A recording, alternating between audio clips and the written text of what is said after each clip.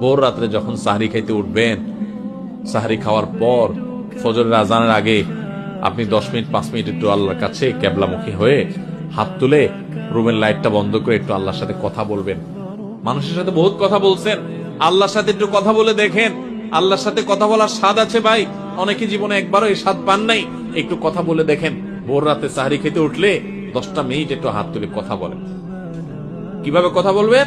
কথা বলবেন এইভাবে, ও আল্লাহ, কত গুনাহ আমি করেছি, কত পাপাচার আমি করেছি, মরতে আমার হবে, তোমার কাছে যাওয়া আমার লাগবে আল্লাহ। শয়তানের প্ররোচনা করেছি, এই রমজান মাস তুমি কত মানুষকে মাফ করে দাও। নবী করিম সাল্লাল্লাহু আলাইহি ওয়াসাল্লাম বলেছেন, ওয়ালিল্লাহি উতাকাউ মিনান নার ওয়া যালিকা ফি কুল্লি লাইলা।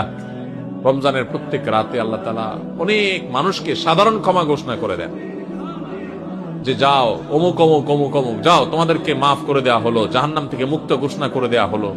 আল্লাহ কত মানুষকে আপনি সাধারণ ক্ষমা করে দিবেন। আল্লাহ আপনার সাধারণ ক্ষমা পাওয়ার জন্য কোনো যোগ্যতার দরকার হয় না, আপনি চাইলে যাকে তাকে মাফ করে দিতে পারেন।